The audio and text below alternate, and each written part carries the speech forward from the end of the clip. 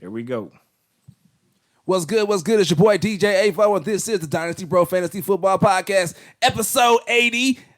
They can't get on me this time. There's no number. It's there now. It wasn't there before. Episode 60. Let's go. Let's get it.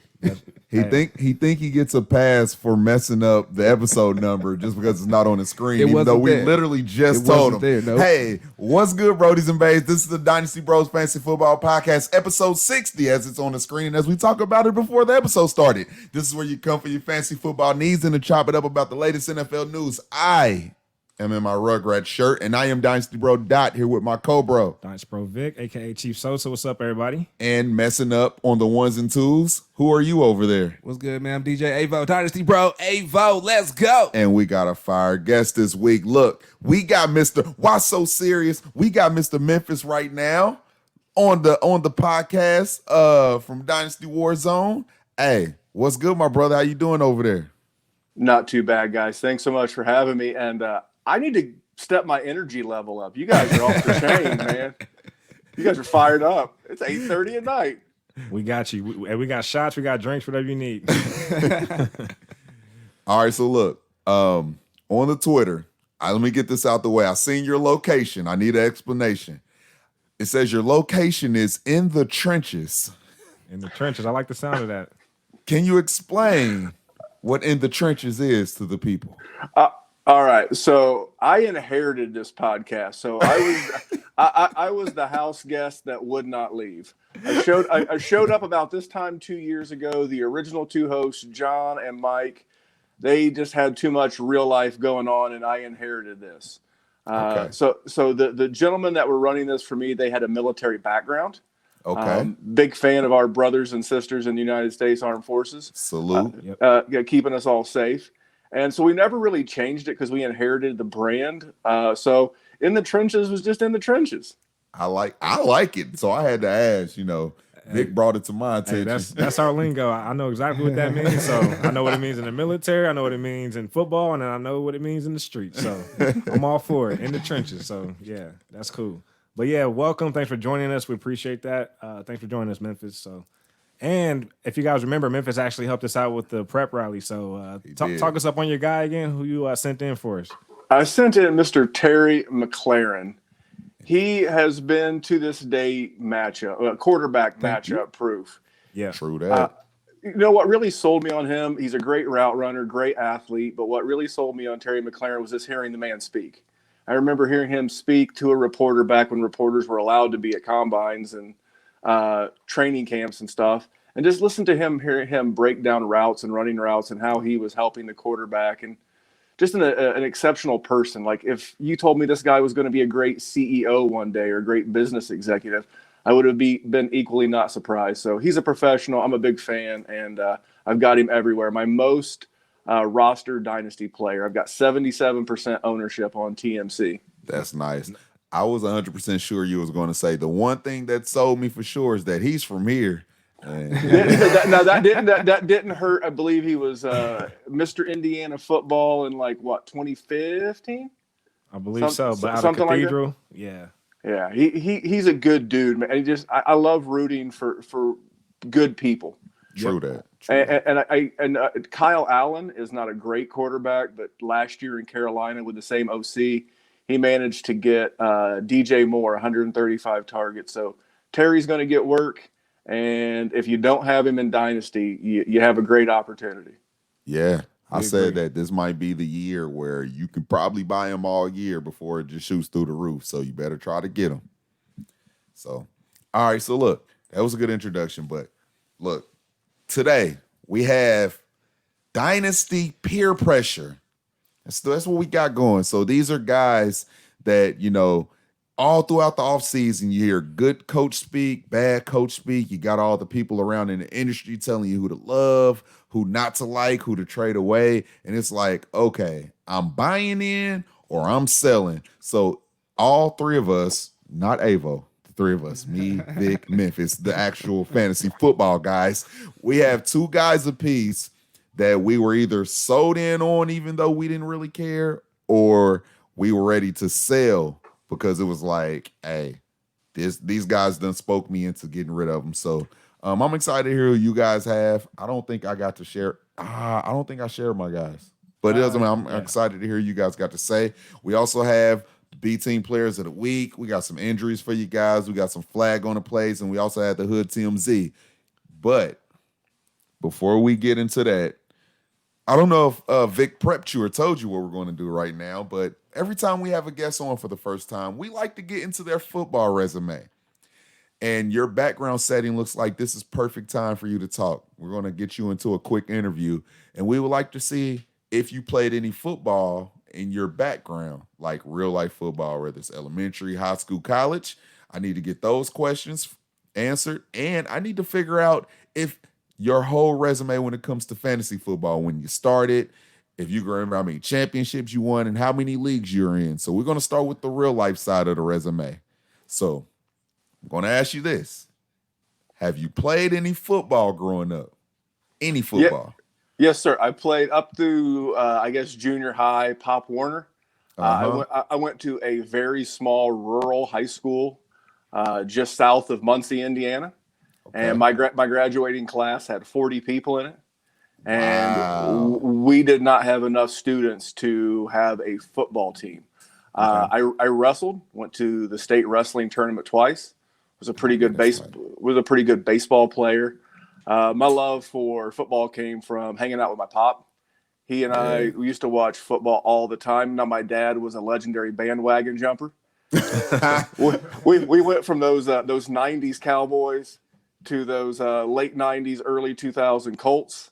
But I've been secretly a Colts fan since the Jeff George, Jim Harbaugh administration, I guess you'd say. But I would have loved to have played football. There was another little bit larger rural school that I had a lot of friends that went to there that I hung out with, and I wanted to transfer there my senior year just to play football. They also had a better wrestling program that would have gotten me more exposure to, more wrestling scholarships, collegiate opportunities. But my mom was like, no. She was like, you grew up around these kids your whole life. You've known them your whole life, and this is where you're going to stay. So, as in most households, mom had the strongest voice. Yeah. And I finished in the small rural school and wrestled and played baseball. Okay. Hey, what mom says goes, man. Word. Quick question: what position in baseball? Third base. Okay. And then who's your team? MLB. MLB. I'm old, so I'm going to go ahead and get that out of the way early. Boston Red Sox, my favorite. All right. Look at the DJ's hat. Man. Look at the DJ's hat. You didn't see the hat? I did not. Missed that? Oh man. Hey, Roger Clemens was my favorite player. Did you hear that? Growing up. Yeah, it broke my heart when he actually. I like the cheaters too, man. I'm here for you. Hey, man, what's the motto in baseball? If you're not cheating, you're not. You ain't trying to win, bro. He says that all the time. That's a baseball thing. You can't be out here getting caught like the Astros. That's all I'm trying to say. You can't be out here getting caught. The asterisks, Houston asterisks. Okay, well, without getting too far off of football, can I ask y'all a baseball question? What's good? Sure. If the Astros were to win this year, well, they're out, but. I know. I'm saying if they were to win, I know they're out. I'm saying they got this far, and when they got to Game 7, I was thinking, dude, they could win. And I'm like, dude, what if they win the whole World Series? I would have been so what mad. would have happened if they would have won the whole thing after the whole cheating scandal? Would it even have mattered? They just would have been shamed still. That's all. We would have kept shaming them. They still would have hated them. They would have hated them.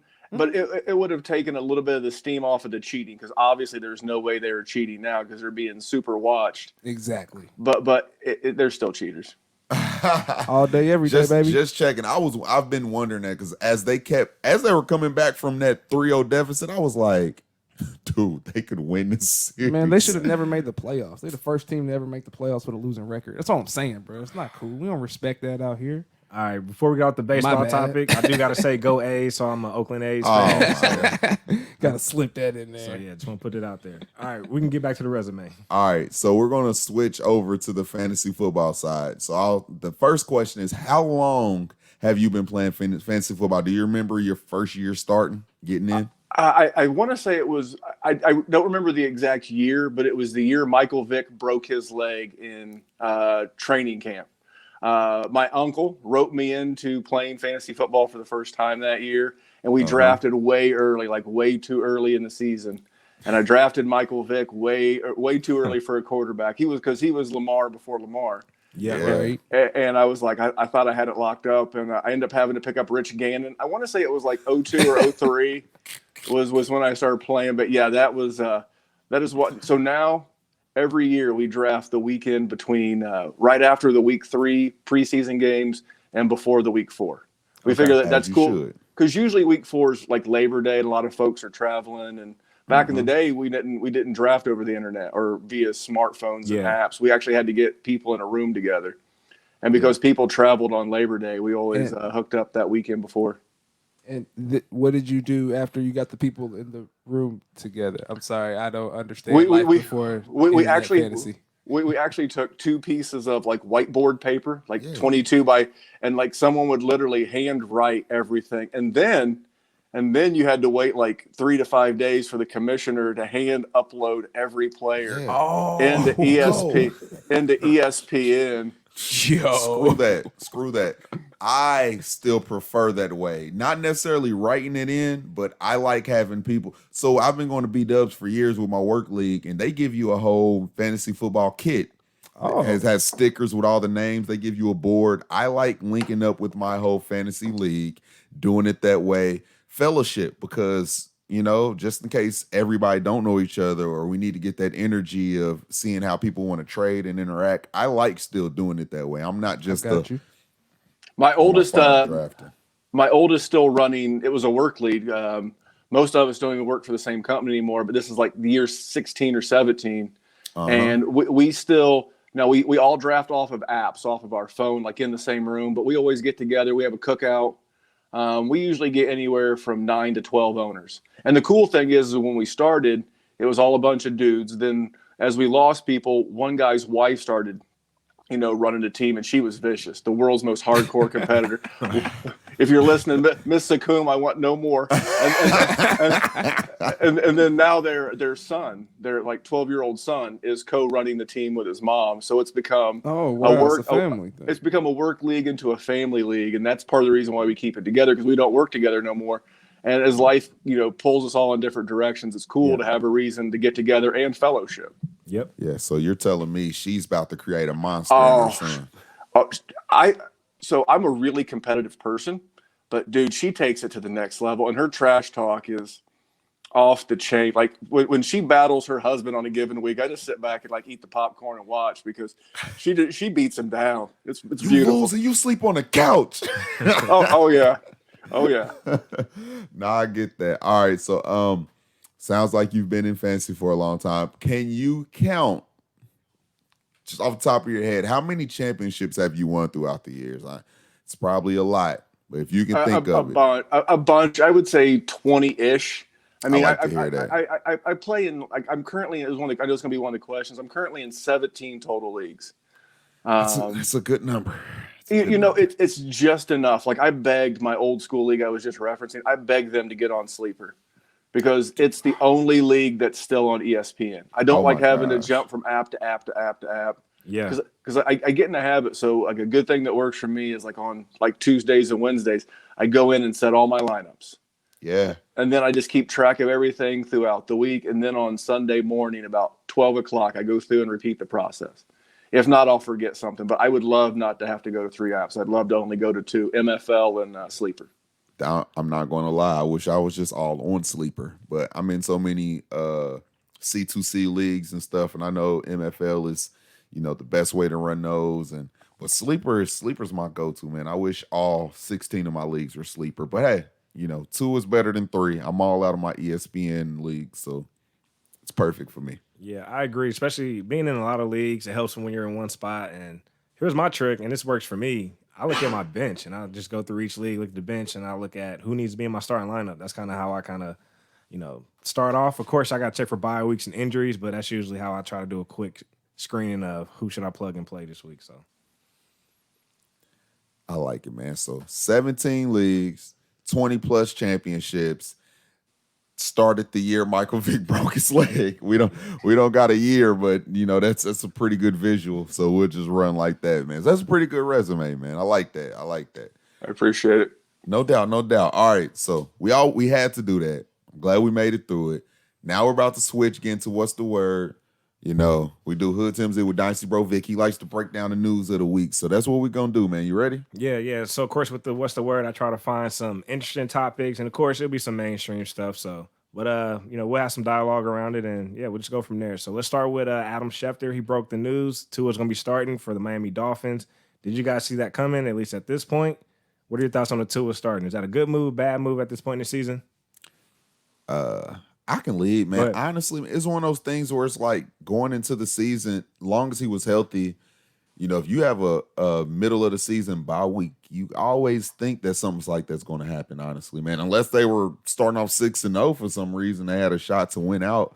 You always kind of just predict that, hey, bye week, man, they're going to try to bring this guy in. And why not, man? You need to start seeing what you have in this quarterback. I know it's early, but and I like what Fitzpatrick is doing for fantasy purposes, but, in real life, it isn't like, he's, like I said, he doesn't have you in a playoff hunt. So, why not go out there and see what you got in this guy? And, you drafted him. I can't wait to see what happens. So, Yeah, I think I got the why not. Go ahead. Okay. Do they have a good O-line? Because if they're not blocking, he's just back there getting blasted. Isn't that bad for rookie quarterbacks? Now, I don't act like I know anything. True. They don't have the best O-line, but it isn't like they're going to have a top 5 O-line after this year anyway. Yeah. Touche. They're still building. It's decent. It's decent. I got you. What do you think about it, Memphis? I think, and we'll go to the offensive line real quick. They've got a ton of draft capital. They've got the Texans first and second. They've obviously got their own. That they could continue to move people. But here's the thing. Why not give Tua the last half of this year to get his uniform dirty? Tua is what I've always called a trust fund quarterback. He's coming from Alabama. He had a little, a trust fund kid, has a little bit of everything. He had a bunch of all-conference running backs and offensive line and all those great wide receivers, Ruggs and Devonta Smith and Waddle and just all these dudes. And now you're going to go to the NFL. And they got some dudes in Miami. They've got Parker and Williams and Gesicki and the offensive line, great. But, man, let him get his lip busted a little bit. Let him get that – let him learn what it's like to, not always succeed. Joe Burrow getting knocked around in Cincinnati. It does these guys coming from these trust fund programs, it does them good to get their feet, held to the fire a little bit and learn so that when they come back next year, they'll be forged by that fire and ready to roll. So I'm excited. I'm looking forward to seeing it, and I'm looking forward to seeing a lefty out there. Yeah. And I think, like you said, I think it's healthy for him to get those jitters out. He ain't played since, well, I guess the 2 passes he threw last game, but he hasn't played since he hurt himself, man. And that was a real bad injury, man. So fair. Get those jitters out now instead of, you use your draft capital, move some pieces around. You never know what you bring in to try to experiment with that going into week 1 next year. Let him get some games and some reps under his belt, man, because I like their defense, and I actually like what they're doing in Miami. And if they could do some things this offseason, they can actually have a real good team going into next year. So let that quarterback get his jitters out now, man. I think it'll be good for him. And I love that head coach, Brian Flores. He's a good coach, bro. He's building a culture. He realizes that even if they were to make the playoffs, I think they're in the top 10 in the AFC, and we know 7 teams will go. But whether they go or not, that would just be the cherry on the sundae, if you will. It's good about building that culture, that winningness, that together. And you're right. They invested a lot of money in the defense via free agency. They brought over Byron Jones. They already had Xavier Howard. They brought over Van Noy. I think they're doing it the right way, and I'm really excited for what they're building there. And the GM, Chris Greer, does not get enough love nationally. Like a Chris Ballard in Indy, or I'm drawing a blank on the gentleman in Kansas City, Brett Veach.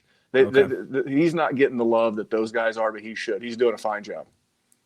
All right, I agree. One question for you: where do you have Tua coming out as far as like going into dynasty rookie drafts? Like we had Tua, then Burrow, then Herbert. So how would you rank those guys coming out? I had him coming out. Well, we're going to talk more about one of my guys here in a minute. I had it. I'll just kind of give a little preview. I had it Tua, Herbert, Burrow. Okay. And I caught a lot of hell for that. But I'm excited. I think Tua is going to be the real deal. And I like having a mentor. I don't care what industry you work in. I don't care if you're a quarterback, if you work, whatever you do. It's good to have someone there experienced that when the chips are down, you can go ask them, hey, man, what did you do when this happened? And you see how excited Ryan Fitzpatrick was for him. Yeah. That had to make Tua feel good, man, to know that you don't have somebody secretly hating you, somebody that you can really feel trusted, that you can put your confidence in. If I need any help, I can go to him and he's not going to feel no type of way, man. A lot of young guys don't get that from mentors, especially in a situation like the NFL. You know, I'm losing my position. Ryan just he know what he was brought in to do, and I think he's just happy to be able to fulfill this position as mentor. And I'm proud of Ryan because he's been helping me out, and but I'm still happy to see him transition on, bro, even though I got him in so many leagues. Yeah, and moves like that keeps the locker room together too. Like you said, he's building a culture. So when you got the QB going from starting to backup, I mean, it just keeps help with pushing the culture forward. So it's always good to see. That's the way good teams are built. It starts with a good owner, then a good GM, then a good head coach, then down to the quarterback, and then everything else. So Miami's on the fast track, which makes me like Tua. And I'll be honest, I want to see it from Tua, but I could easily see by the time the season ends where we would have Burrow as the third highest rated dynasty quarterback going into 2021. And it's not that I don't like him. I just like his organization. Yeah. True that. All right. Well, let's keep it pushing, guys. So shout out to NFL Update. So that's my sports update on Twitter. So they announced the Jets have officially secured the #1 draft pick in the 21 draft that's coming up. So, of course, they got Sam Darnold, but do you guys think they're going to take Trevor Lawrence, or what do you guys think they're going to do with that first pick? They already secured it. That was the update. I was going to ask Al. They're currently the 101. Yeah, I got to make sure I didn't get hit by the fake one. Now this was the verified account, because those fake accounts be floating out there. They'll get you. But yeah, the Jets have already secured the 101. They've secured it for now, but the Jaguars may have something to say about that as well. I mean, if they get it, why wouldn't you? Why wouldn't you want Trevor Lawrence? I came out when Sam Darnold came out. I was a big fan of him, but it's kind of like, are you guys? I'm hoping you guys are basketball fans. Yes. Oh yeah. Love basketball. And as Indy natives, you guys remember the name Greg Oden. Oh yeah. We went to Lawrence North with Greg. He was a class above us. There you go. And you guys, I don't remember the GM of Portland at the time. He was like, I had no choice but to draft Greg Oden over Kevin Durant. I didn't have a choice, because if Greg Oden had lived up to be what everyone thought he could be, if he had passed on him, you would always be the GM who passed on Greg Oden. And that was kind of the story he told some years later. And that's the same thing Joe Douglas would have to do. If he passes on Trevor Lawrence and trades that pick and he goes on to be the next John Elway or whatever, he's always going to be the GM who traded Trevor Lawrence. So I firmly believe that Sam Darnold could wind up here in Indy. I've heard Indy and Pittsburgh. So, yeah, if they do wind up with the 101, you got to take the man. You know what's crazy? I don't think Sam Darnold is a horrible quarterback. I don't either. I just don't think – I think you have to equip him to be good, though. And actually coming here with a good O-line and a good organization, I think he could be okay. But I don't think the Jets or – Sam Darnold's not a quarterback where you can just say, hey, make it happen by yourself. And I think Trevor is that kind of quarterback to where, like, he's going to piece together the offense no matter what organization he goes to. He's that talented. But Darnold's not horrible, man, and I think he's going to have a shot, man. That's a guy I probably need to go start getting in some dynasty leagues, man. He's going to be Darnold's going to have a new home this time next year, whether it's Indy, because even if the Jets don't finish with the 101, they could be in line to talk about Justin Fields. And because I would take Justin even if I was the Jets too. I'm not trying to sidetrack your guys' podcast, but if Justin Fields is available, I'm taking him over Sam Darnold as well. You've got to, and Darnold's somewhat mobile, but you got to have that mobile aspect to your game in 2021. And that's why I think he would be the perfect fit here in Indy, with him being Darnold, with Michael Pittman, with Paris Campbell, JT, that offensive line. And I think Frank Reich's a better coach than the national media understands yet. Yep. True. All right. So, yeah, more to watch there. All right, let's keep it pushing. So, of course, also with my sports update, they actually announced, so, of course, there won't be a Pro Bowl this year, but they are going to put together a team. And then the Pro Bowl, they're planning to have it return next year in 2 years from now, 2022 in Las Vegas. So just be on the lookout for that as far as with the Pro Bowl announcements. Of course, there's not going to be a game with the pandemic. And then in Vegas. So, of course, it used to be in Hawaii with the Pro Bowl. Then they moved it to Orlando. And of course, they restructured it, having it be in play before the Super Bowl, which is great because now we don't have to go 2 weeks without football. But yeah, so actually, I might go check that out in Vegas here in 2022. There's no pandemic still going on. Hopefully, we got it under wraps by then. I hope so. Man. That would suck if not, actually. All right. Okay, let's keep it pushing. A couple more things. Russell Wilson got to the 99 Club with Madden. Finally. Yeah, he deserved it. it. They should boot Michael Thomas out, man. I think that was kind of a give me for Michael Thomas. Russ should have been there, but so Memphis, I'm a big Madden player, so anytime I get a chance to talk about Madden, I just try to do it. He will sneak it in no matter what. Hey, man, do what you love. All right, that's all I got for What's the Word. Anything else you guys want to cover before we get into the injuries? Nah, we should definitely get into the injuries, man. We had a couple decent injuries this week that I feel like we need to talk about. All right. So look, I don't know where to start, man. Man, let's start with my guy, man. Miles Sanders got hurt this weekend, man. I feel like Philadelphia just can't get a break. They can't get a break at all, man. So Miles Sanders, he was ruled out the game. He had a knee injury. I don't know how deep it is right now, but it's looking like he's not going to play this Thursday. That sucks. Starting running back for the Eagles. And not only did Miles Sanders get banged up, Zach Ertz went out with an ankle issue. And it looks like they already predicted him to be out for weeks. So who's playing for the Eagles? Like, no Ertz, no Sanders? I have a different question. I mean, if their team constantly stays banged up in rotation, you got to start to look at the staff, like the coach and, conditioning, strength conditioning, the trainers. Like, is there a room, of opportunity to improve in that area just with redefining that program? Because these guys stay injured. Like, it's just a constant rotation. I heard today that from their opening day starting 11 on offense, only 2 are left. Wentz. Wentz, I think it may be one of the linemen. Yeah, it got to be a lineman. But here's the thing: they have the short week this week. They have the game on Thursday night, which happens to be at home. Then they get 10 days rest and they play Dallas. Then they go on their bye week. So if you're looking for an opportunity in redraft, and I've been buying him in Dynasty, Carson Wentz is on pace for 4,200 yards passing, and I know he's had the interception issues. I get that and the fumbles. But he's added more rushing than he ever has to his game, probably because he's running for his life. Yes. but there's going to be a real opportunity. So it's a week 8 bye, week 9 through the rest of the fantasy season to where he could be huge because he'll get Alshon back. He'll get Goddard back. He'll get Djax back. He should get Rager at some point.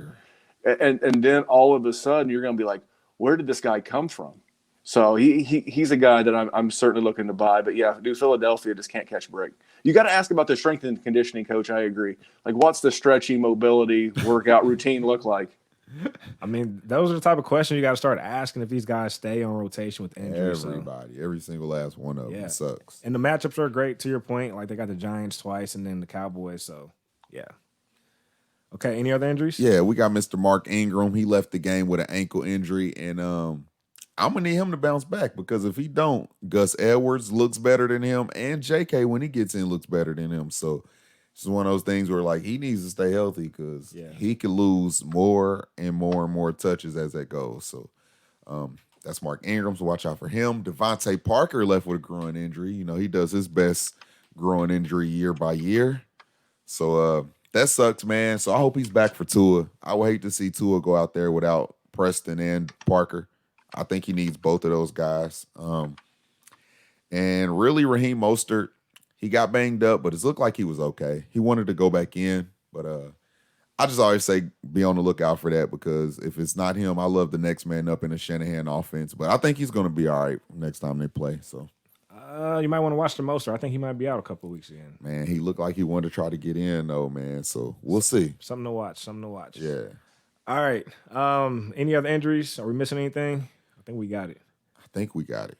All right. It's been a long season already. I know we're not even really at the midpoint, but we're approaching it, but it feels like a long season already. True that.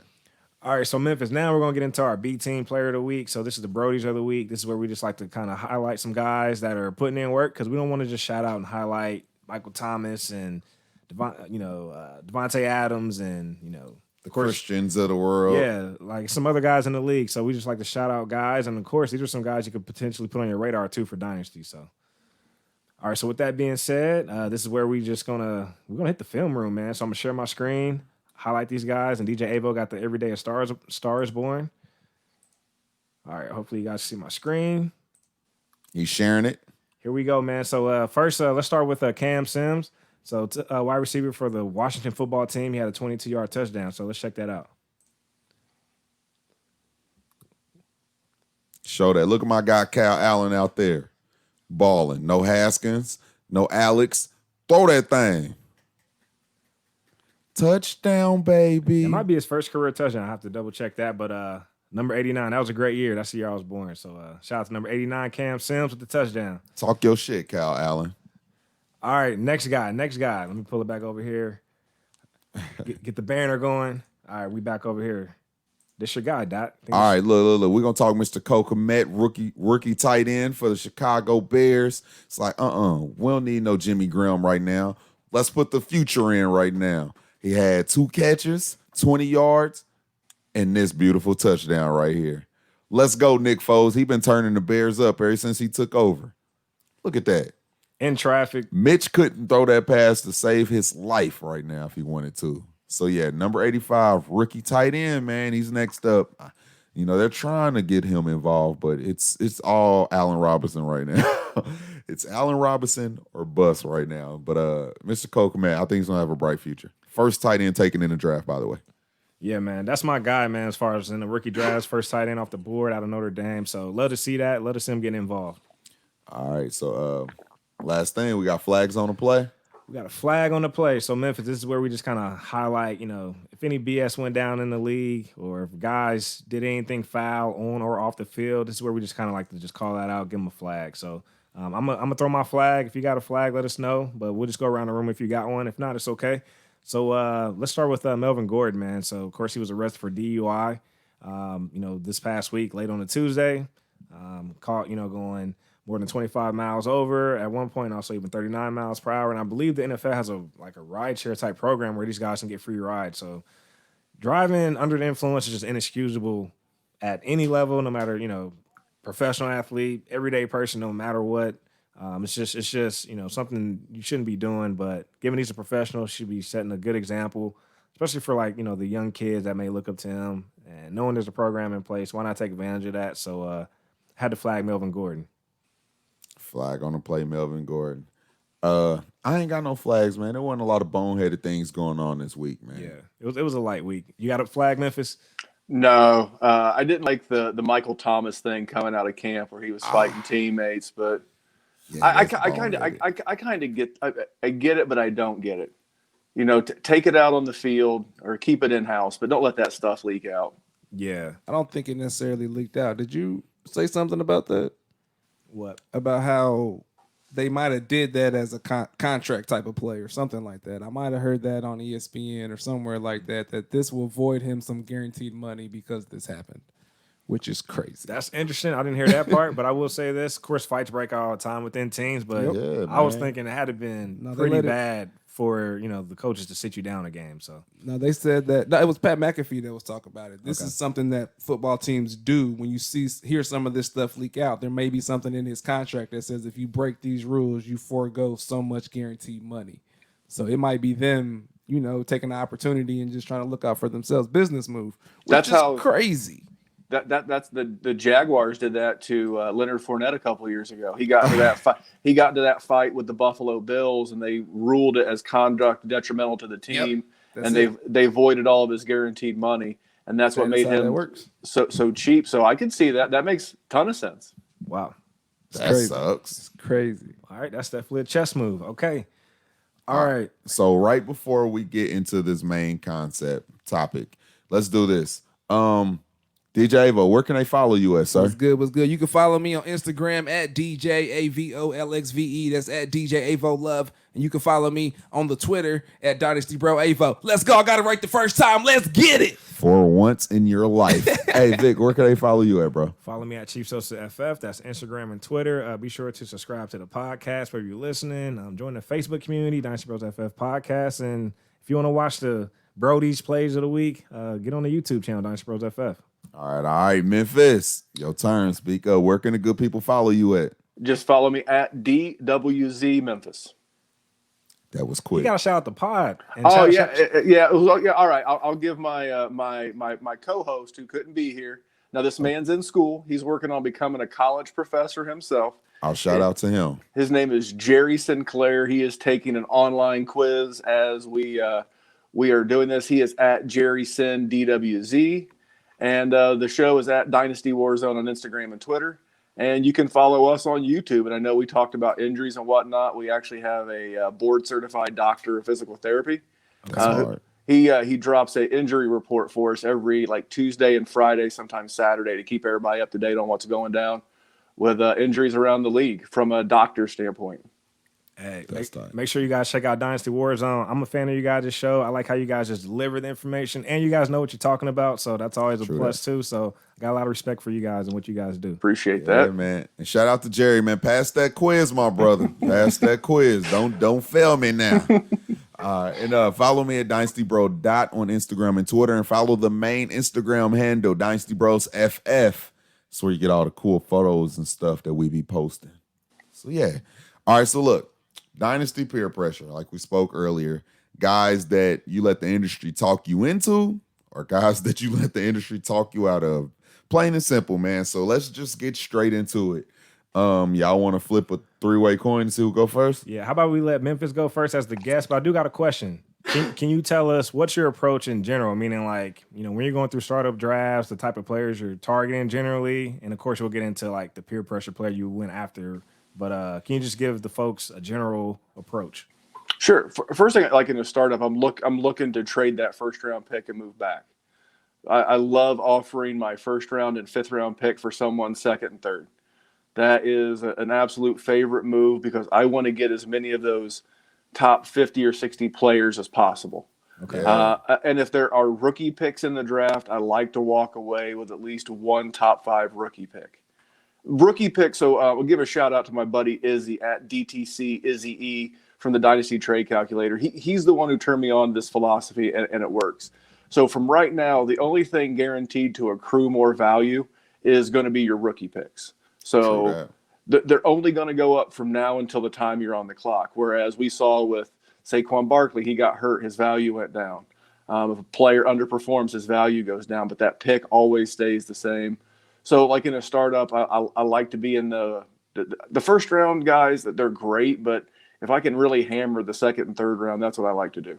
Nice. I like that. And usually when you do find a team that, wants to get 2 first round picks, and of course you're taking on those extra picks to move back, those teams usually end up being top heavy, the guys that were thirsty for the extra first round pick in a startup. So like you said, getting those top 50 players means you can, you're going back to back when you're getting the DKs and the Devos, and, you're stacking that wide receiver and other positions. So I like the strategy. I love it.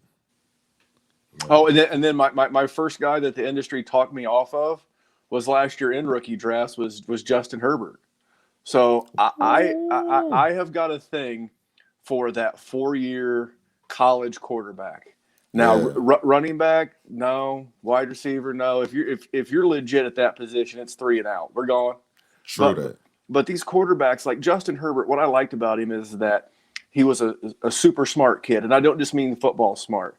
He was an academic All-American, majoring in chemistry at Oregon University.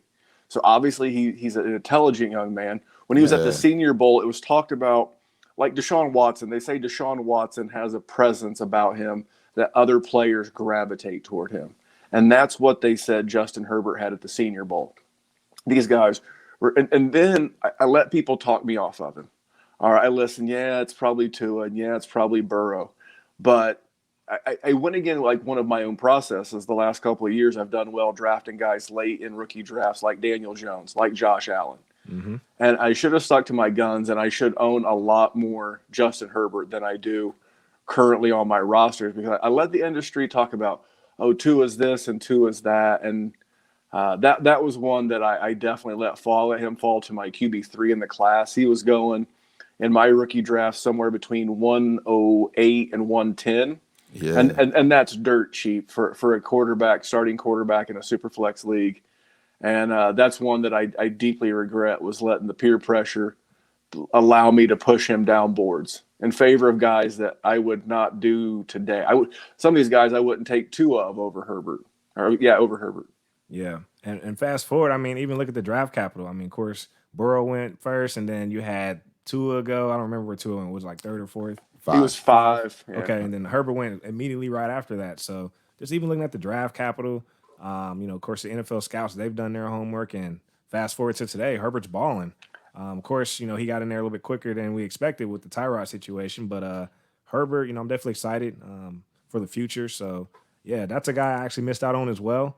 But I was able to rally and get a couple Herbert shares, so I'm excited for his future. And he walked into a spot that has weapons, man. He walked into Hunter Henry. He walked into Keenan Allen, one of the best wide receivers in the league. You see what he got Mike Williams doing long as he's healthy. He walked into a situation with a good defense and hella weapons for him to throw to, man. So one thing also that I think Herbert, from even like a non-skill standpoint, has an advantage over a guy like Tua or Burrow, in that Burrow's got to play Pittsburgh and Baltimore twice each a year. So 25% of his games are going to be brutal. And then the same thing for Tua. He's got to play Buffalo twice a year, which their defense has not been what it was last year. And you got to play Uncle Bill in the hoodie twice a year. Versus Herbert's he's going to be in shootouts at least twice a year against Kansas City. He's going to be in shootouts twice a year against the Raiders. They want to play that run and gun offense. So just from a division that he's in standpoint, he's going to have to throw and score points, which puts points in my roster, which is what I'm all about. True that. True that. Even if it's negative game script. So, yeah, that works out. All right, Doc, who you got? We're going to bust into one of mine. Man, look, let me just get straight to it, because I was never sold on this guy, and I let a lot of people talk me into him. I know he just had a big week. Fine, whatever. Kenyon Drake. Let me talk about Kenyon Drake, man. Look, that's all I'm saying. Look, I was just so into the end of last season, and he isn't playing horrible. I'm not trying to say that, but I let the industry talk me into liking him over a lot of guys that I just genuinely really love. And so this isn't a knock on Kenyon Drake, but for what I thought he should have been doing after letting the industry talk me into him, it's just Kyler scoring more now. He's getting these rushing touchdowns himself. Adding Hopkins in now, they're really scoring a lot more on the receiving end. Just Kenyon Drake is just, I don't know. I still just should have stuck to the guys I love. Like, if I ever took him over Josh Jacobs, I just like Jacobs. I wanted to keep Jacobs. Miles Sanders, I love me some Miles Sanders. I have spots where I'm like, okay, let me take him one time over one of these guys just so I can. So it's not that I hate Kenyon Drake. I just think the situation changed from the end of the season. Chase Edmonds is all the way healthy. I think he looks good in that offense, so he's going to keep getting situations. And like I said, man, Kyler's scoring. He's getting a lot more rushing touchdowns. They're completing more passing touchdowns now when they're in the red zone. I don't know. It's not just the Kenyon Drake show like it was at the end of last season. I really think it was the Kenyon Drake show and nobody else last season, and I just think it isn't anymore. That's the guy that I don't hate, but I wish I just would have kept taking my guys over. So I'm like laughing over here because I feel like I was the guy that talked you into it. So. No comment. I'm not saying Vic did it because it was a bunch of people. Vic was one of the people because he's close. I don't hate Kenyon Drake, but just the situation, the opportunity from the end of last season, just, 6 weeks in, it just looks like, it's just been slow and steady. Like, he's been giving me double-digit points every week, which I'm not mad at 10 points every week, but I took him to be my running back 1, and it's killing me that he's not scoring. I'm not complaining that he's giving me Benny Snell numbers from last year. I'm just complaining because Kyler Murray won't hand it off to him and let him get a touchdown. Yeah. That's all I'm saying. And I was the guy that was saying all these pass catchers and Kyler Murray, the rushing lane is going to open up for Kenyon Drake. So, my bad, man. That peer pressure is because of me. But I got a name drop. Hey, I got to name drop the Ballers, man. I was listening to the Ballers in the offseason. So here's the thing. I get caught up in Dynasty when it's time to pivot back to redraft. I like to listen to the Ballers and the pros so I can come back down to earth. I was like, all right, Kenyon Drake. So that's where I got that from, bro. So we got to blame the Ballers, bro. Memphis, Shout how out to do the you Ballers. feel on Kenyon Drake so far this season, man? In that Arizona offense. Coming into the season, I was not a Kenyon Drake guy. My co-host Jerry absolutely despises that man. He calls him the biggest fugazi in Dynasty. We are an anti-Kenyon Drake show as a whole at the Dynasty War Zone. I like the talent coming out, but I don't know. It's weird. I guess I want more consistency. You know, I would much rather have a guy like I don't know, like a Kareem Hunt, someone that was going well after him in both Dynasty and redraft this year. And even though he didn't light it up against Pittsburgh, Kareem Hunt's been very consistent. So that's more of my speed of running back as opposed to the Kenyon Drakes of the world. The one thing that I will say that saved me is I didn't reach and take them in any dynasty. I didn't commit to having them on my team for years, but I got them in a couple different redraft leagues. So I wish I didn't commit to them like that. And in our redraft episode that we did before this dynasty episode we record, I just told the whole world I'm about to try to flip them now after this week. So wish me luck on that. Yeah, and Memphis actually lost last night, like one of my leagues, to that Kenyon Drake garbage touchdown. It was a standard league, so I deserve that L since I'm playing in a standard league, which is like rare. Like I didn't even know people still did that, but I'm in one apparently. So yeah, but again, my bad, bro, on the Kenyon Drake. And we took him in the Scott Fish Bowl because of it. Hey, we're gonna send that bill to the ballers, like I said, man. So all right, jokes. All right, let's get into my guy. So the wide receiver 21 right now, PPR, DJ Moore. So wide receiver for the Carolina Panthers. This is a guy that everyone was like raving over and he's gonna take that next leap. He had all these targets, 100+ targets last year. And for me, my stance on DJ Moore has always been this guy, he's the wide receiver 2 in that offense. And my reason behind that is, well, Christian's their number 1. He gets all these targets. So next up is DJ Moore. Fast forward, insert Robbie Anderson. He's their wide receiver 1. Of course, Christian, he had a hot start, and Christian's going to be Christian, but he's out. But you put in Mike Davis, he's plug and play, getting these targets. And DJ Moore, he hasn't cracked the top 12 yet at the wide receiver position. So it's one of those situations where it's like I knew better, should have trusted my gut. Again, he's, the potential's there. Of course, we saw the targets, but I just don't see DJ Moore ever maintaining like a wide receiver 1 like profile, just given the system he's in. And of course, you got Christian there, and they paid him in. That offense runs through Christian, and then you got Robbie Anderson in there. So, what are your thoughts, man? Are you a DJ Moore truther? Oh, I might be the president of the DJ Moore fan. I'm a big fan. This situation's very fluid. Now, it does not surprise me at all that Robbie Anderson, who had ties going back to Temple with Matt Rule, is getting work and getting love. And anytime you bring in a new quarterback into an equation, you don't know. You can think that you know. I think if in a vacuum, maybe DJ Moore is more talented than Robbie Anderson, but that doesn't mean chemistry means a lot, man. It was the number one concern about DeAndre Hopkins going to Arizona with Kyler was what was the chemistry going to be like, because the chemistry was so smooth with Deshaun Watson, and you just never know who someone's going to vibe with.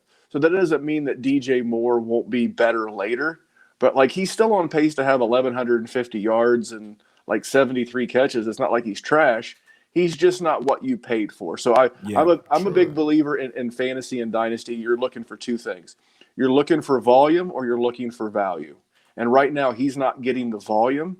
And because of that, you're not getting the return on the value because you paid a high price to acquire him. In Dynasty, it's a long game. I think he just turned 23 in like May. So my man will make good on this in the long run. But in the short term, it does not feel good to see what DJ Moore has done. That's a great point you make. And I think the sour taste in my mouth comes from I took him as a wide receiver 1 where I drafted him, and it's not panning out. But luckily, that's a redraft league. I actually moved my only DJ Moore share in the offseason. I actually got 2 firsts for DJ Moore, so I do that again all day long. But to your point, it comes down to where you're taking them and your expectations as it relates to value. So you're telling me to go buy him right now? Man, if the price is right, I would buy anybody. And people are just down on him. And again, those draft picks are going to go up in value. And let's be honest, man, every league's got the draft pick person. They just love acquiring draft picks. Mm-hmm. And if you could offer like a speculative guy, like this will sound crazy, but the world's full of crazy people. I'm one of them.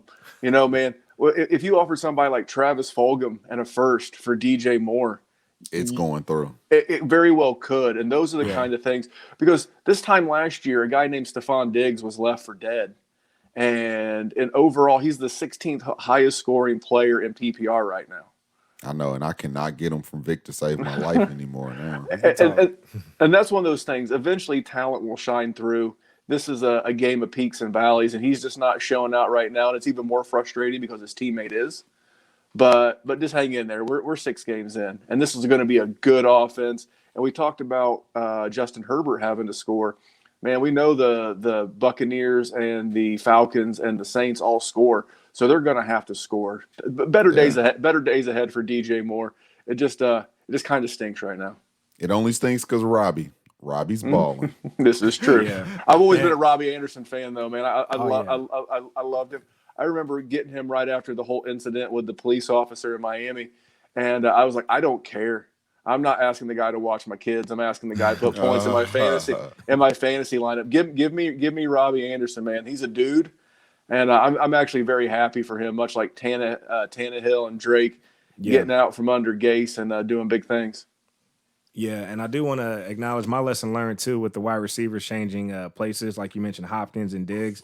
I mean, those guys are elite, so that's my lesson learned. Hey, Hopkins, he's going to be Hopkins. I mean, we even seen him play with a Tom Savage, so. Even Hopkins had a bad year with Brock Osweiler. Yeah. All right, Memphis, who's your next guy for us? I'm going to pivot because this guy is not getting enough love, and that's my man, Deshaun Watson. I love Deshaun Watson, and this past summer I got talked out of moving him out of my QB3 overall. You know, you got to show respect to Patrick and Lamar. They are who they are. And then I fell for the hype that is Kyler and Dak. And I like both. But, man, Watson's back to my 3 now. My pivot is going to be he's got rid of Bill O'Brien. Mm-hmm. Fuller and Cook are both healthy for now. Knock on wood. Please stay that way. But, I mean, he's just so talented, man. His last 3 games, he's been over 300 yards passing. He's got 9 touchdowns in his last 3 games. The guy's a stud, and he's a winner. I mean, don't forget Dabo Swinney compared this man to MJ of all people. And right now, he's back to my Dynasty QB3. It's still Mahomes number 1. I have Kyler number 2 and Watson number 3, and I've actually moved Lamar down to number 4. So, but Watson's back at 3. I'm not moving him off 3. You got to recognize game, and Watson's got it. Yep. Where do you have Russell Wilson at? Because of age, I have him at 5. He's 32 years old. He's 32 years old. Yeah. You know, even the best of them, Matt Ryan's now 35. Guys, not everybody's Tom Brady gonna, eat kale ice cream and sleep in avocado pajamas. He's a rare dude. These guys start to slow down a little bit around 35, 36. And if I can get another, I think Watson's 25. I get another 8 years versus like 3 or 4. Yeah. I'm gonna take Watson. So I'll take that. I ain't mad at that. That's a good call. I like that. But yeah, Russ is 5. And if Russ was 27, he'd be number 1 ahead of Mahomes. True. Ooh. It's just an age thing. I like it. They're letting Russ cook. Shit, Memphis. They're letting Russ cook a little bit. Yes. I love Russ, man. Man, and DK Metcalf is a stud. He is. And as much as I love Kelsey and Hill, they ain't got nothing like DK in Kansas City. Memphis, talk your shit. Hey. So I had to come around. So we were having this conversation last year. Like, we're getting ready to do that on our show tonight. Jerry and I is, taking our midseason victory lap and take the L. I got to take the L on DK. I was like, great, you can run, a post and a slant. Great. But this guy has really worked on his craft. Yeah. And the one thing that's why I like Josh Allen. I like players who don't stop because they reach the NFL. Josh Allen was like, hey, dude, you can't be that accurate. The guy's like 68%. He's improved his completion percentage a ton. DK's improved a ton. And Watson continues to improve. And so that's why I have him as my QB3. And we need to stop disrespecting that man. Hey, we went on another podcast and did a hot take episode before the season started. and I said DK was going to lead all receivers in touchdowns. Chemistry. He's doing it, right? He's going to do it. He was tied for second. I know they had a bye this week, but he was tied for second before this week hit. And he left one out there. So he would have been tied for first if He's left he didn't a couple. get. Yeah, he like when he got ran down because he slowed down right before he scored. Like that touchdown alone would have had him tied for number one. In full PPR, he is currently wide receiver 8 after, and that's including having the bye. He's the only wide receiver in the top 10 to be in the top 10 and have his bye. And in points per game, he's number 4, right there with Adams and Hopkins. Adams is 3, Hopkins is 5. So that's pretty elite company to be carrying yourself in year 2. Yep, sophomore year. Yep. I'm going to go get DK tomorrow. Me too, man. Hey, I promise. Yeah. I don't have enough. I only have like a couple shares, but to your point, I actually missed out too. I didn't believe in the system there, and I figured Seattle was just going to be a run-heavy team. But I mean, Russ has the best deep ball in the game. So and that defense is bad. That's a hell of a recipe for fantasy success. Is bad defense, good offense, and again another division with the Rams, the Niners, and the Cardinals where you got to score to keep up, or you'll get left behind. So it's a recipe for success, big time. Man, that's the toughest division in football, if you ask me. The NFC West, that division is tough. I wouldn't be surprised if maybe not this year, but some year all 4 of those teams make the playoffs. Would not surprise me one bit. Yeah, especially with the 7-team structure, which I like now, by the way. It helps me out in Madden. Madden reference number 2. Yeah. All right, Doc, who you got for us? All right, so look, since Vic felt like I was talking about him on my letdown player, I got a guy that I was talked into in a lot of my leagues, and he's actually doing me good, which is Mr. Jonnu Smith, tight end from the Tennessee Titans. Look, Vic had this thing all offseason. Man, he was number 1 in contested catches last year. There's no more Delaney Walker. Yeah, no more Delaney Walker. Ryan Tannehill's going to be throwing it to him all day. And you know what? I was like, all right, Vic, we bros. I'm going to believe it. He's going to be the next tight. There's always 1 or 2 every year that come out of nowhere that flirt with being a top 5 tight end. And those are always the cheat code if you can get a top 5 tight end out of nowhere that's just explosive and have those big games. And ta-da, Jonnu Smith's been balling all year, man. And I know he got, a little banged up this week. Yeah. But every single week before this week, he's just been balling, man. Going out there, scoring relentlessly. He's making big plays. He's heavily involved. He's a great PPR tight end because he gets the catches. I don't know, man. I love Jonnu and what he's doing out there playing with Ryan Tannehill, man. And I don't think I would have had any real Jonnu Smith shares if he didn't convince me to jump out the window because I was all Hayden Hurst. You know that. I was going Hayden Hurst anywhere I could, which I still don't mind having the Hayden Hurst, but when I missed out on Hayden, man, I went and got some Jonnu, man, and he ain't steered me wrong all season, man. So I actually appreciate, when my late tight end and late QB, plays work, and the Jonnu is working perfect for me right now. Yeah, and also keep in mind, usually, when you're looking for a potential breakout, usually year 4, year 5 with the tight ends, that's where you can find, that next star at that position. So, yeah, it's working out so far. I love it, man. He's athletic. He's basically, in my opinion, Delaney Walker 2.0, bigger, stronger, faster. You line up him, Derrick Henry, and A.J. Brown, without the heads, they all look the same as far as the body build and physique. So I love some Jonnu, man. Well, write this down. He is my tight end 3 in Dynasty. He is ahead of Waller. He is ahead of Andrews. He is ahead of everyone not named Kelsey or Kittle.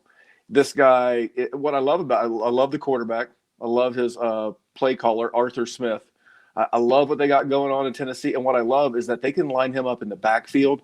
Derrick Henry is a beast, but he's not a great pass catcher. This guy gets rushing attempts. He got banged up.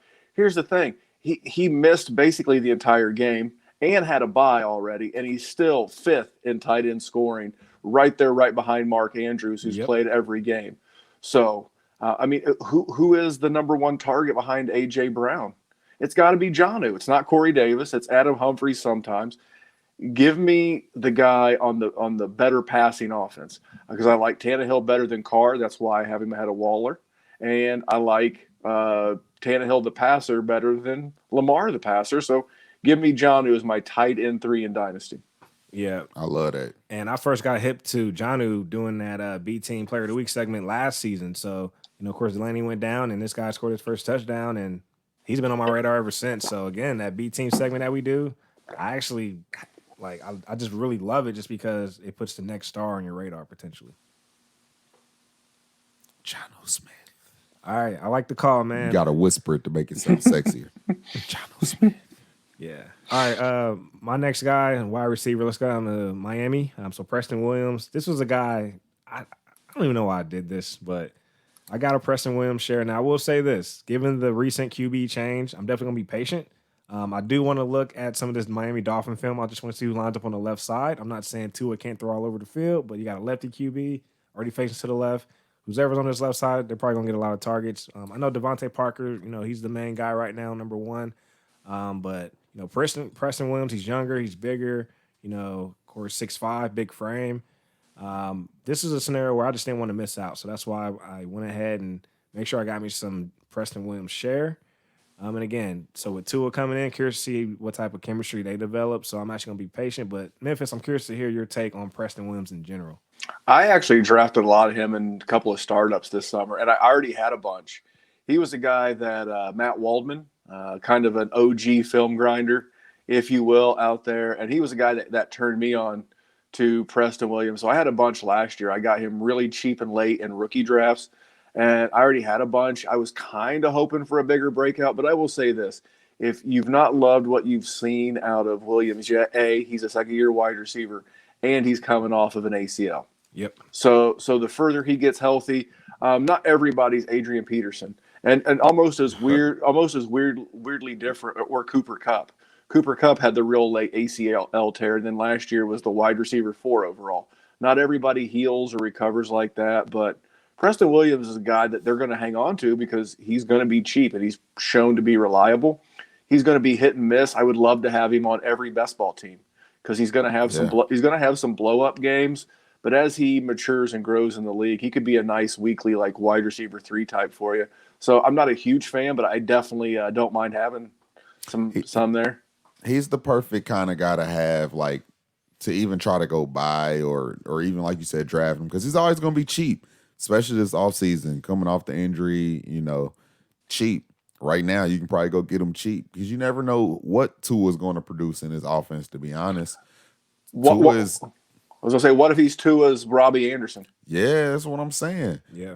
Tua he's smart, man, and Tua literally he helped produce multiple. I know it's college, but he helped produce multiple receivers when he was in Alabama.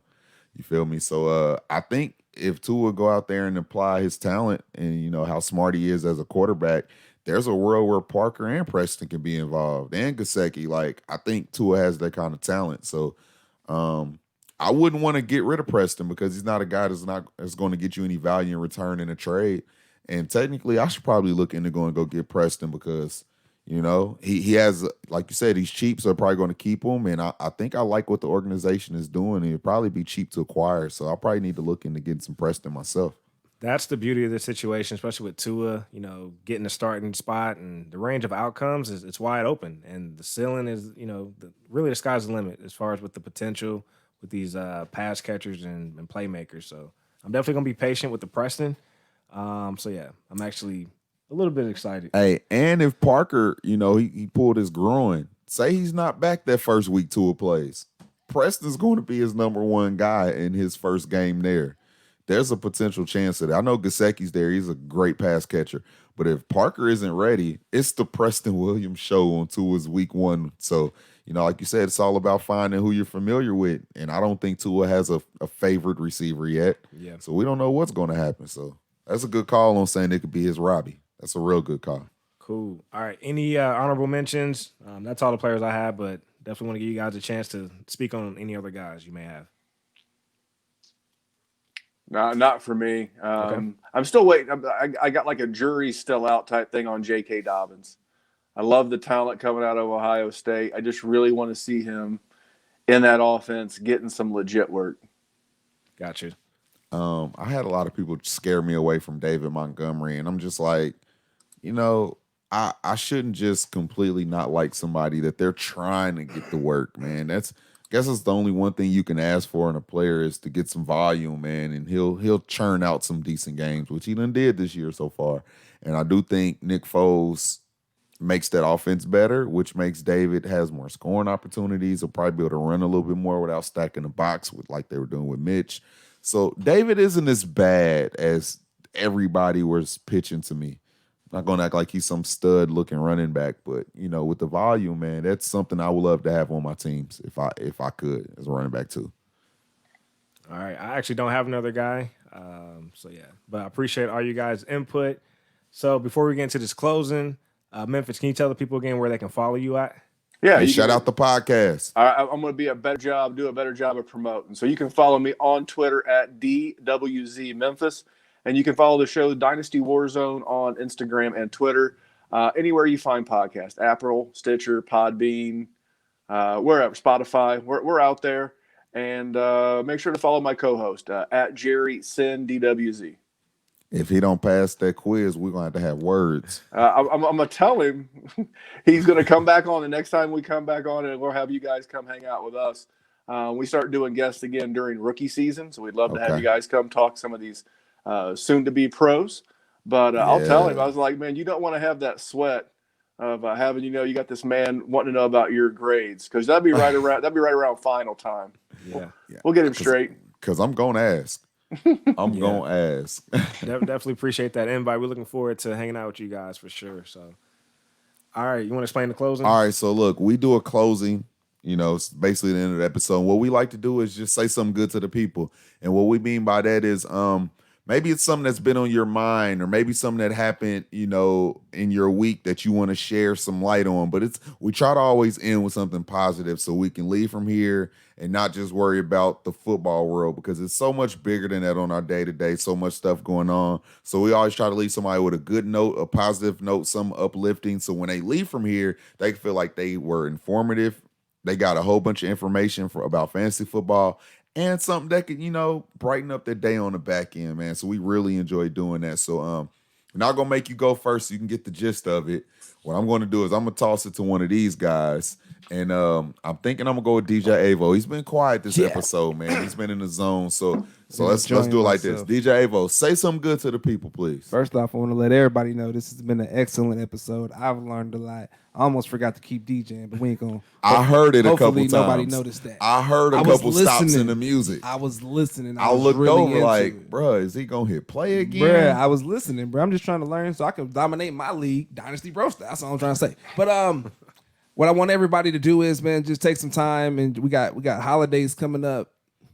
We're still in a pandemic, people. I just want to throw that out there, man. But holidays are coming up. I know you're going to go see your family. Just everybody do your best to be safe, stay masked up, and just at least do the bare minimum. Wear a mask, you know what I'm saying? Just the little things. Wash your hands. It's a hygiene issue, too. Wash your hands. It's crazy. But let's just stay together, man. Enjoy your family over these holidays. Let's go. Okay, I got one, and usually mine, I don't really do a lot of say something good to people that pertain to fantasy since I did the thank you to the community. I got one that's not a thank you to the community. Here goes mine. Look, yes, you can know what you're doing in fantasy. That's fine. You could win every league you're in for a year. That's fine. But don't act like you're a fantasy football just god and you're better than everybody else and you're allowed to shun people and talk bad about everybody. Everybody makes mistakes. People fail to realize you have luck on your side in years. And yes, you might make a lot of good calls and be correct, but you do not have the right to make somebody feel like they're not worthy of playing fantasy football just because you have some good calls in your year. That's fine. Remember, you're not better than nobody. You get rid of fantasy football, you're just a human the same way I am. So quit acting like you're better than anybody. Quit talking bad about people. There are people that are just learning this thing we call fantasy football. And interactions with those guys that are acting like that will make people not want to be involved in this community that I've learned to love and happy that I've been accepted in, and I'm glad that I'm involved in. accept those same people in the same way how I got accepted in, and maybe they could work towards being, a great, podcaster or just a great fantasy player in general, because that's all we need in this community are great team players that want to play, be active. So quit shunning these people, man, and acting like you're so holier than thou. It's fantasy football. As much as I love it, it's still fantasy football. Come down to reality. I've seen a lot of just bashing on Twitter, man, and I'm just like, dude, chill out. Or the people bragging about overalls and talking stuff, or the people that hate your trade that you did, they're talking about you like you just traded your mom away for $3 or something. I'm like, dude, calm down. So just remember, it's fantasy football. You're not better than nobody else. Just quit being like that. So that's my say something good to the people. I'm glad I got that. I've been thinking about that for a week. Yeah, it's an outlet for sure. All right, Memphis, I'm gonna let you go, man. So all right. Mine is just ask someone how they're doing right now. You don't know what's on someone's heart and what's going on in their life. And sometimes maybe it's not someone that you know all that well. Maybe it's that person that you barely talk to at work, or that person that you run into at the gym or whatever. Hey man, hey young lady, you doing good? Everything okay? How you doing? Sometimes it makes people feel weird to think that you may actually care. And you could be the light in someone's day. So if you get a chance to ask someone how they're doing, just, hey, what's up? How you doing? And you'd be surprised the difference they can make. Man, I like that. I like that. I'm glad Memphis went before me because mine literally aligns with that. So mine was basically take time to compliment someone at work, someone in your family, your friends. People like to hear compliments. So to your point, make people feel good. It's not too often, believe it or not. Some people haven't heard a compliment in months or days. I mean, that's just something we just often overlook or take for granted. So, like you said, that could be a bright spot in someone's day. So, let's all just take initiative this week and compliment, your spouse or family member, coworkers. Let's just try to compliment 3 people this week. So, Hey, Memphis. Yo, I like your background. Ava, I like your hat. Vic, I like the color of your hoodie. Done. I didn't even realize. I didn't realize what he was doing until it was over with. I don't like him. Check. I'm slow. I don't. Why do we do this, guys? I don't even know why we do this. This is crazy. I didn't even know what he was doing. Until Check. done and done. Cool. Oh man, You want to walk us out? Hey, I'm gonna walk us out. Hey, thanks to Memphis again. Shout out to Jerry. Like I said, we checking in. Shout out to Dynasty War Zone. Check them out, man. We appreciate you. Yeah, that's Thunder. Okay. It's just Thunder, guys. We good, I think. Avo hit us with a. That just wait. That wasn't short? me. No, That's outside. That's outside. Oh. That's outside. Oh Lord. I was like, when did we add that to the soundboard? I do not have those. I might get it though, since it made that reaction. I knew it was outside. Vic made me think you added them, and I'm like, oh man, that sounded realistic. We got to shout Dynasty War Zone out again in Memphis. Shout out to Dynasty War Zone. Let's go. Make sure you guys check them out, man. But yeah, thanks for hanging out with us. Hopefully we guys helped you out with the Dynasty Peer Pressure. Don't let the industry peer pressure you. Stick to your guns, like Memphis said, and you can find us in the trenches. Let's go. Pew pew, we in the trenches. Dynasty Bros, showing you how to dominate your league. Dynasty Bro Style. Peace.